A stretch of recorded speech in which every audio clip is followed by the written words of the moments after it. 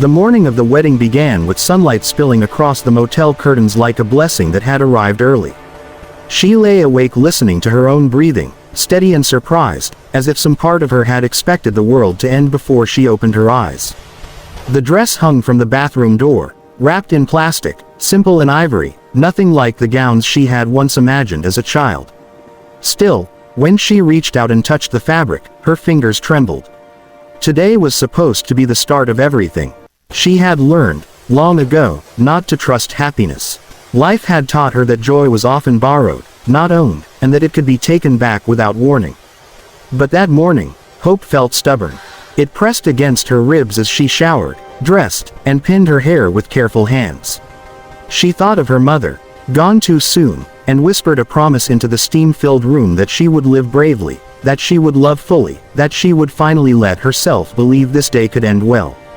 The drive to the ceremony site was short, a familiar stretch of highway she had traveled dozens of times. Her phone buzzed with messages from friends, laughter frozen in text bubbles she planned to read later. The sky was a clear, endless blue, the kind that made the future seem wide open. She adjusted the radio, humming along softly, unaware that somewhere ahead, fate had already made its move. The other car came out of nowhere. There was a flash of metal, the scream of tires, and the sudden, impossible sensation of weightlessness. Time fractured into sharp, disconnected moments, her hands gripping the wheel, the seatbelt pulling tight, the world spinning sideways. Then darkness folded in, thick and absolute, swallowing sound and thought alike. When consciousness returned, it came in fragments. A distant barking, the smell of fuel, pain blooming in places she could not immediately name. She tried to move but couldn't, her body pinned by something heavy and unforgiving. Panic surged, then faded, replaced by a strange calm. She thought, dimly, that this must be what people meant when they said your life flashes before your eyes. But there were no memories, only the dull realization that she might not make it to her own wedding. The barking grew louder, closer. A deep, urgent sound that cut through the haze. Then a voice, steady and controlled, speaking words she couldn't quite understand. Hands appeared in her field of vision, gloved and careful, checking her pulse, steadying her head. She wanted to speak, to tell him she was supposed to be a bride today, but her mouth wouldn't cooperate. The man moved with purpose, every action precise. He had seen chaos before, had learned how to find order inside it. Years as a Navy SEAL had taught him that panic was contagious, that calm could save lives. Beside him, his dog worked tirelessly, sniffing, barking, alerting, refusing to be ignored. The dog's presence was grounding, a living heartbeat amid the wreckage. Traffic had slowed, then stopped. A small crowd gathered at a distance, people staring with wide eyes, unsure what to do. The man barked instructions, his voice cutting through uncertainty. Someone called for an ambulance. Someone else fetched blankets. The world, which had been fractured moments before, began to stitch itself back together through small acts of cooperation. He stayed with her, talking even when she couldn't respond, telling her she wasn't alone, that help was coming, that she needed to keep fighting. He didn't know her name, didn't know her story, but he treated her life as if it were precious beyond measure. His dog pressed close, warmth and presence offering comfort in a way words never could. As sirens wailed in the distance, she drifted in and out, clinging to the sound of that steady voice. Somewhere between pain and darkness, a realization took hold: she was still here. Against all odds, she was still breathing. The hospital was a blur of lights and movement. Doctors spoke in calm, practiced tones, delivering news that hovered between miracle and warning. She had survived, they said, but recovery would take time. Bones would heal, bruises would fade, the deeper wounds would take longer. When she finally woke fully, hours later, the room was quiet. Machines beeped softly, keeping vigil.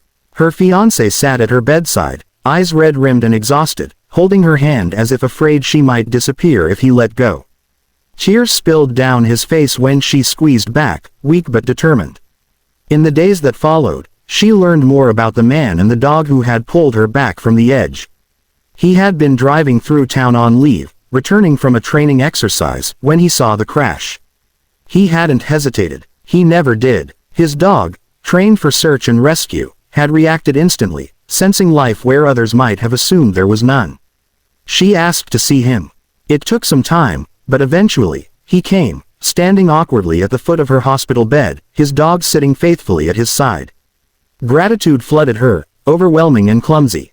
She tried to find the right words, but they felt too small. He shrugged off her thanks with a quiet humility, insisting that anyone would have done the same.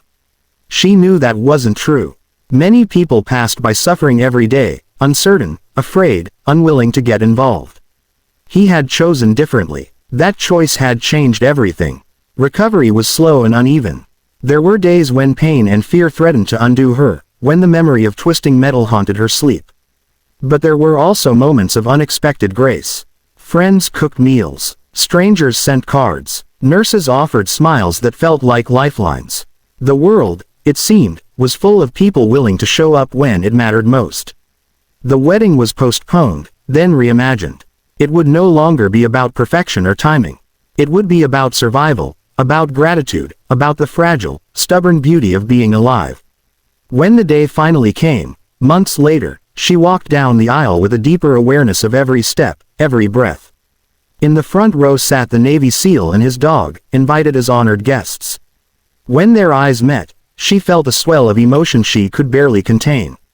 He gave a small nod, as if to say that this, too, was part of the mission's success. As she spoke her vows, her voice steady and sure, she understood something that had once seemed elusive. Life was not a guarantee. Love was not a promise sealed against loss. But kindness, freely given, had the power to alter destinies. One decision, one act of courage, could ripple outward, touching lives in ways no one could predict. After the ceremony, she knelt to thank the dog, laughing through tears as she scratched behind his ears. The dog wagged his tail, blissfully unaware of the magnitude of his role. The man watched quietly, a soft smile on his face, content to fade into the background once more. Years later, she would tell the story often, not as a tale of tragedy, but as a testament to hope. She would speak of the stranger who refused to look away, of the dog who barked until someone listened, of the moment she realized that fate was not an unchangeable script, but a conversation shaped by human choice. She would remind anyone who listened that compassion is not a grand gesture reserved for heroes in uniform. It is a daily decision, made in ordinary moments, to care for one another without expectation of reward. It is stopping when you could keep driving, speaking when silence is easier, reaching out when fear tells you to stay back. The crash that was meant to end her life became the beginning of a deeper one. Not because pain was erased, but because it was met with courage and kindness. And in that meeting, something extraordinary was born. A reminder that even on the darkest roads, there are people who will refuse to let fate have the final word.